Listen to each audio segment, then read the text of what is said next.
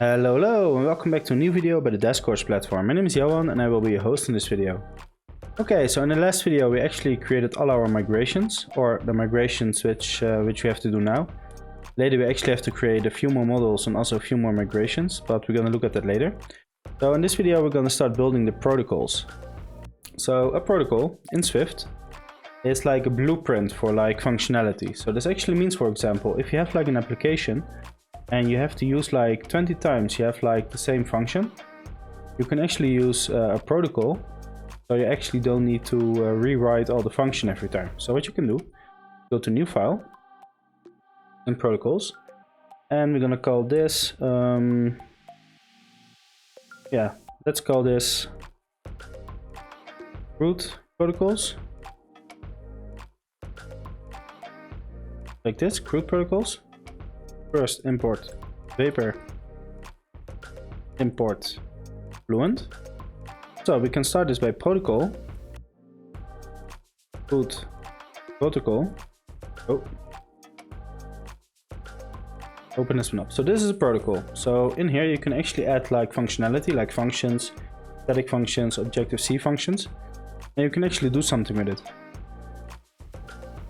And I've been thinking about this. Instead of crud, let's actually call this differently. We're going to call this front-end protocol. We're actually going to change the file name as well.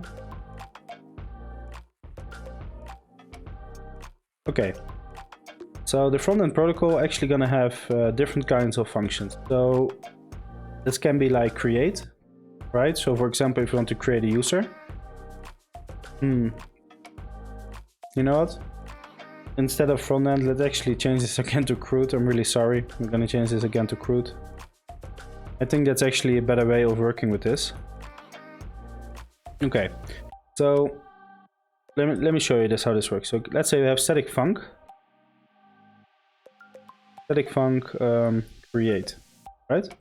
So when we want to create like a user, we can, or like an object or something else, we can actually call this function. We can actually say like, okay, this is this function, and yeah, do whatever you want with it, right? The biggest problem with this is actually that if you have to do this 20 times, so you have to rewrite the function 20 times, it's going to be a lot of work. So that's why Apple actually came up with the protocol idea. So you can like say, okay, the crud protocol, we're going to build a blueprint here, and when we go to like a service and we actually call the crud protocol, the functions are actually automatically added to the service, and that way we don't have to write the functions ourselves again. Okay, so that's actually really cool.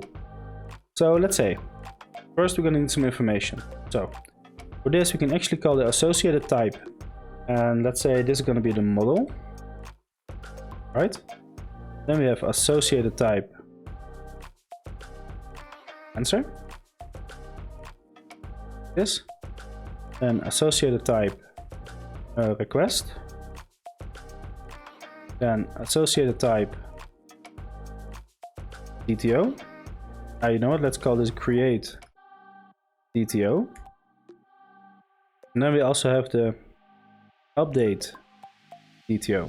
Okay, so these are like 5 different informations that we need. So for create, you can actually underscore rec. This is going to be request. And we also need the DTO. So we can actually say create DTO. It's going to be create like this. Let's actually give this an underscore really quick so that we don't have to call it. So we can close this one, and yeah, okay. And we can actually do async throws. I'm gonna throw an answer just like this. So this is actually the function. So create, and this is the information that we're gonna call. So the create DTO, and then we're gonna an async throw, and we're actually gonna throw back the answer, right? And let's see. Okay, so let's do the second one. So static func get. So with get, we actually want to get the like an information, right? So let's call this object. This is going to be a string. Okay, Then we're going to do async throws. This is going to be an answer. Static func get all. So then can we do underscore rec be request async throws answer static func, and we forgot an associated type, so let's go back here. Associated associated type, and this is going to be the status, because we actually need an HTTP status later. So this is going to be update underscore rec request. Then we're going to call object. Object is going to be a string, and last but not least, it's going to be an update DTO. This is going to be update DTO, just like this. And we're going to call async throws, and we're going to call a status. Okay, and last but not least, static func delete. Then we're going to do underscore rec of request. Then we have the object which we want to delete. We're going to make this a string. You know what? Instead of string, we could actually call like UUID actually. But we will look at that later. So we can actually do async throws. We're actually going to throw status. Okay, so this is actually what a protocol looks like. Actually really, really cool. And now when we actually call this, we can actually say like, so let's say for example, we're going to open up services. Let's create a new file. I'm going to call this user services, just like this. Import fluent, import vapor. And we can do struct user services. Give this a capital U to services. And this is actually going to be crud protocol. And now it's actually going to give us a now it's actually going to complain. So when we click this, we can actually get protocol stops. So the model is going to be the user model. Then we have answer. So the answer is theoretically user model, but in this case it's actually going to be user model.public. So we have to change we actually have to add like a new function to user model. And we have the request, it's going to be rec. Create DTO is we have to write that, update DTO and status, okay? Okay, so what we can do, now we can actually call here crud protocol, just like this. Now it's actually going to complain, and it's actually going to tell us that we do not conform to the protocol. So now we can actually give like, we can give some information. So we can say user model. The answer in this case is actually going to be user model.public. So first we have to adapt the user model. Let's go to user model really quick.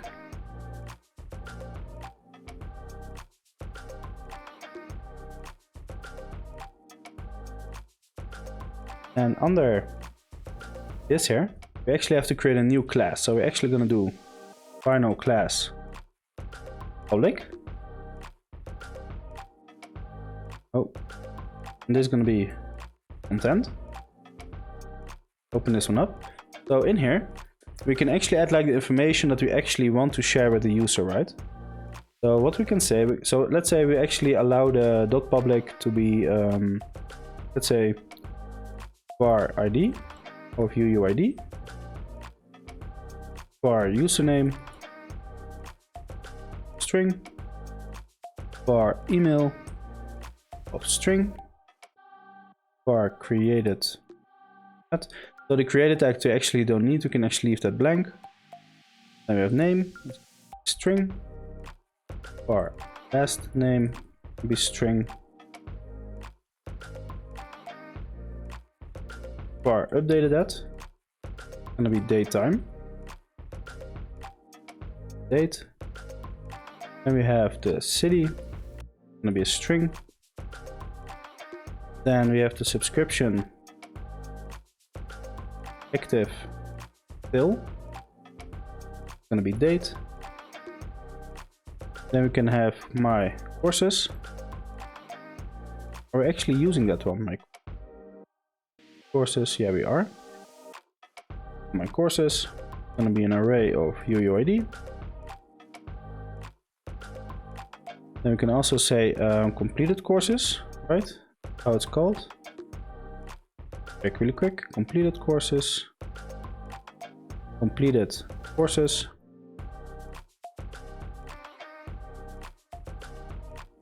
UUID. Then we have bio. Maybe a string. And that one we have. Okay. So yeah, I think this is enough. So under there, you can actually call an initializer. It actually saw something. It. Okay. So we can actually call this one. So as you can see, now actually the complete initializer actually generated automatically inside the final class. It's actually really cool.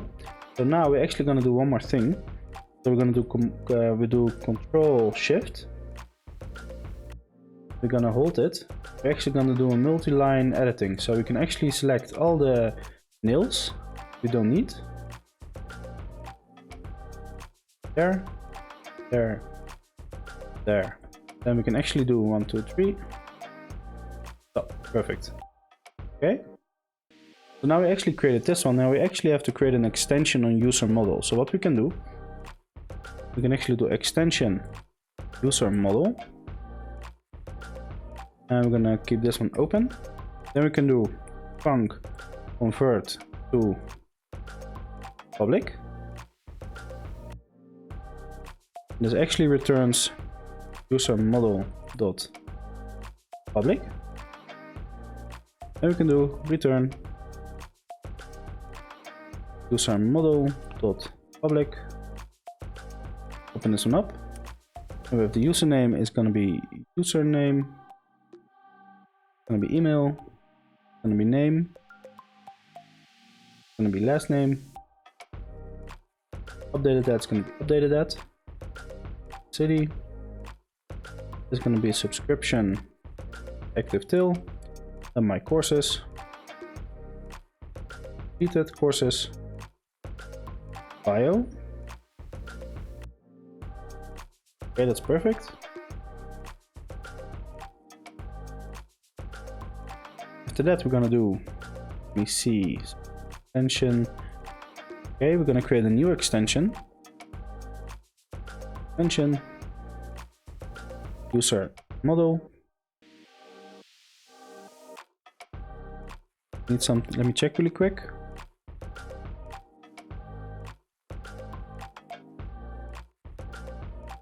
Oh, we actually don't need to do the user model here. We're actually gonna do something else. It's gonna be collection where element is gonna be user model, func convert to public, and here we're gonna do user model dot public. Open this one up, and then we can do return self.map.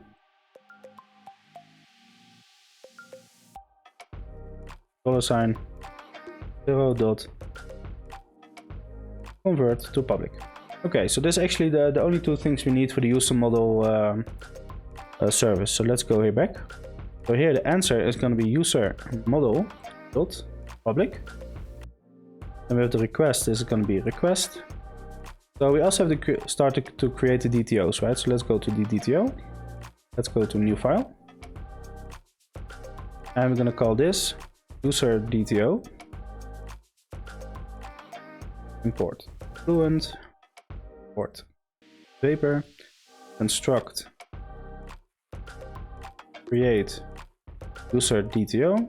This is going to be content. Okay, so the information we actually need for the user to create it is actually going to be let email is string.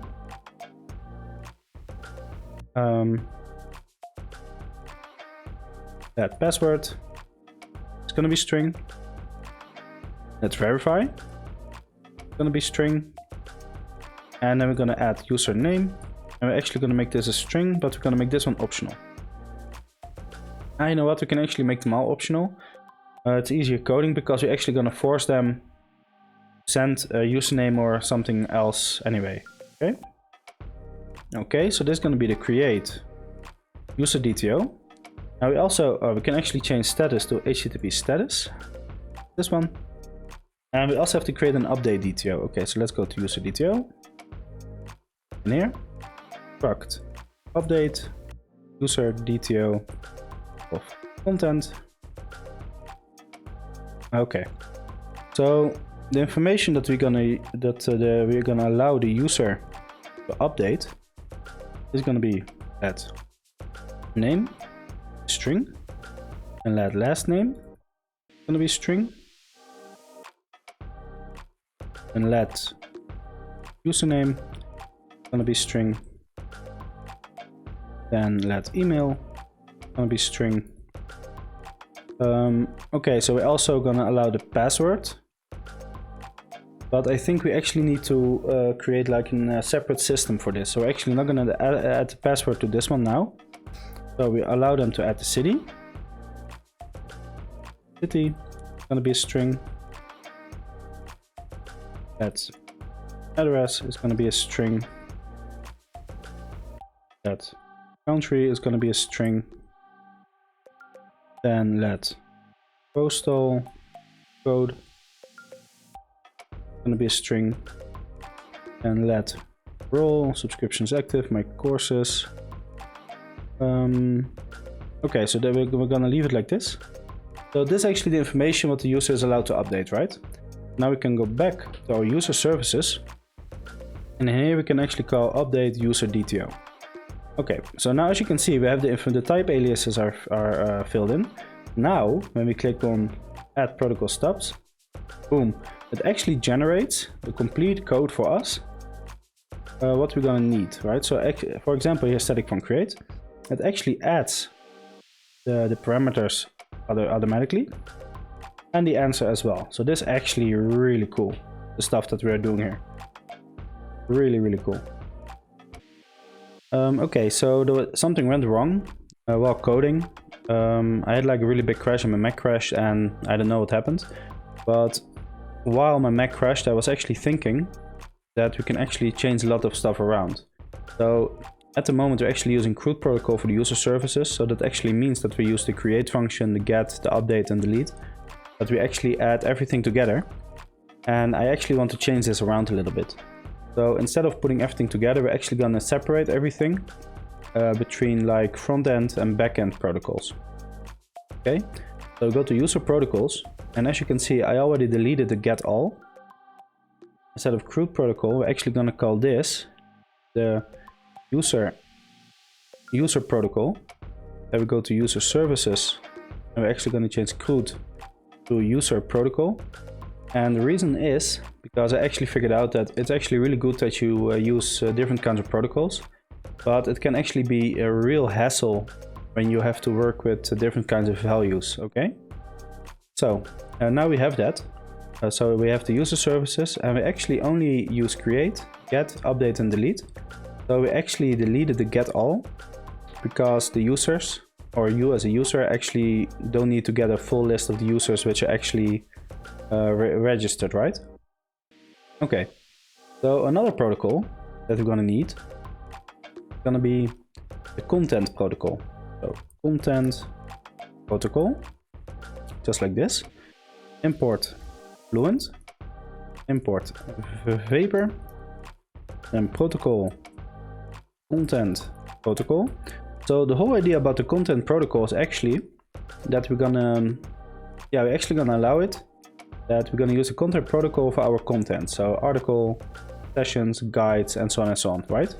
So we're going to do an associated type answer, associated type of model, associated type of request, associated type of status, associated type, let me see.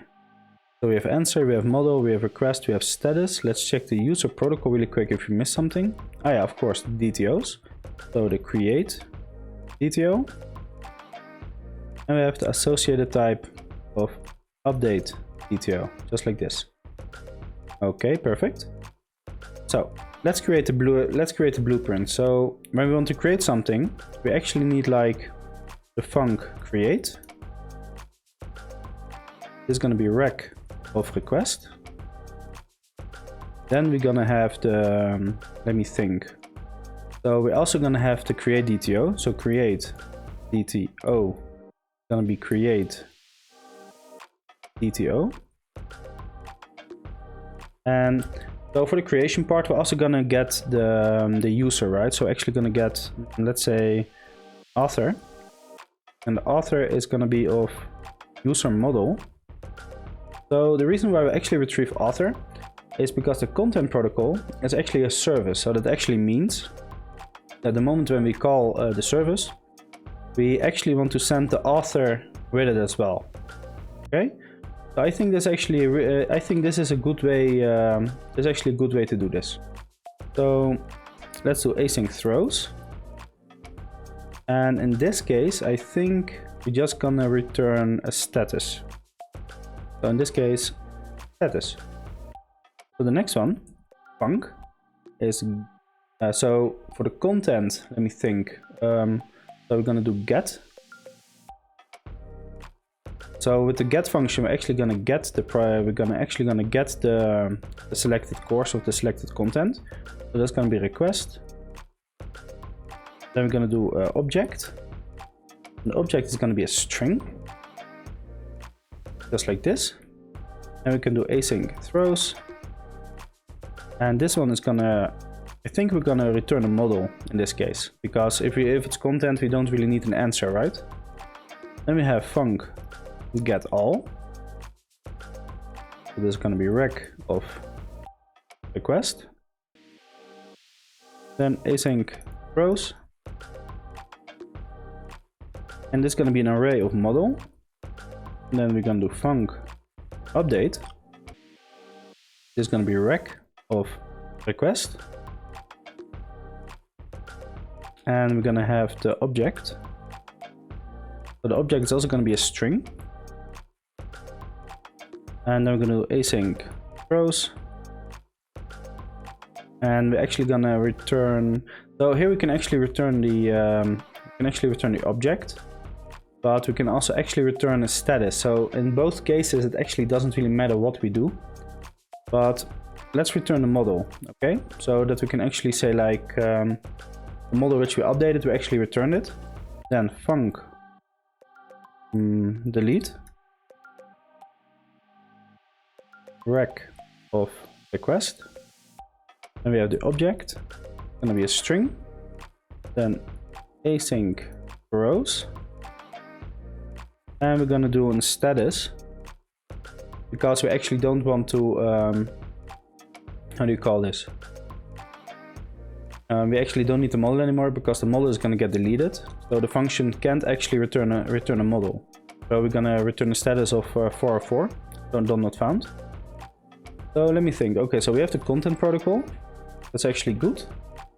Then we're gonna create a new protocol. This is gonna be the filter protocol. So we're gonna do content filter protocol. Import vapor. Import vapor. Import fluent. And protocol content filter protocol. So we're actually going to create two different protocols here. So we're going to do the content filter protocol for the front end, and we're also going to do the protocol content filter you know what, backend. Let's actually do backend content filter protocol as well. And let me think, do we need an associated type with this? I don't think we do. So what we can actually do is func get by, yeah, what shall we call this? Get by status. Just like this. Then we do rec. Oh yeah, we actually do need some associated type. So we can actually do associated type of request. Then we're going to do associated type of answer, associated type of model, and let's also do status, associated type of status. So the coolest thing is that when we are actually gonna add the content filter protocol to a service which already has these associated types, we actually don't need to redeclare them. So that's actually really cool. So we're gonna do request, and after request we're gonna do the status. So status is gonna be status enum dot raw value and async rows, and this is actually gonna throw an array of models, right? After that we're gonna do you know what, actually the status, we actually have to add that here, because we can't say like the users are actually not allowed to filter on status, so they're not allowed to see projects which are not published yet. So we actually have to copy and paste the associated types really quick. Normally this is bad practice, but for now just a little bit of hacking. So the content filter protocol, we can actually add a search. So this is going to be rec of request. Then the term is going to be a string. And async throws. And we're actually going to return an array. So we're actually going to return an array of model as well. Just like this. And the reason for this is we're going to do it a little bit differently. So instead of like a passive search, so we actually have to add in like the keywords and then search, we're actually going to look if we can actually make it real time. So this actually means that every time when you make a change, it actually like sends a request to the database, and then yeah, then you can actually search more and more. So I think that's actually a better way to go with this. So then we go back to the backend content filter. So func get all with status. So the get all with status is just an extra handler which returns everything, so that we don't need to yeah, so we don't really filter it. Okay, so this is also going to be return of model. And let me see, so we have get by status, get all with status, and we're going to do func search as well. We're going to do rec of request. Term is going to be a string, and async rows an array of model. So let me see. So these are actually finished because we actually only allow the user to filter by search. So they actually are allowed to search. Later we're actually going to add a new filter that's actually for the tag system, but I'm not really sure yet how we're actually going to do this. So we have to actually yeah, we actually have to see how we're going to do that. So maybe later we're going to add an extra protocol for this. I don't know yet, but we have to see. So let me see. So user protocol, content protocol, and we have the content filter protocol. Let me see the other project really quick, because I actually already built it, this system. And yeah, I actually decided to rebuild it because I was not really happy with it. So we can go to protocols. And we can actually say new file. And let's call this an auth protocol. So we're actually going to add some protocols now today, and after that we will see which one we need and which one we don't. So import paper. And let me see. Okay, so the protocol is going to be auth protocol. Just like this. So later we're actually going to add some functionality. Okay, so let me check the user really quick, the user model.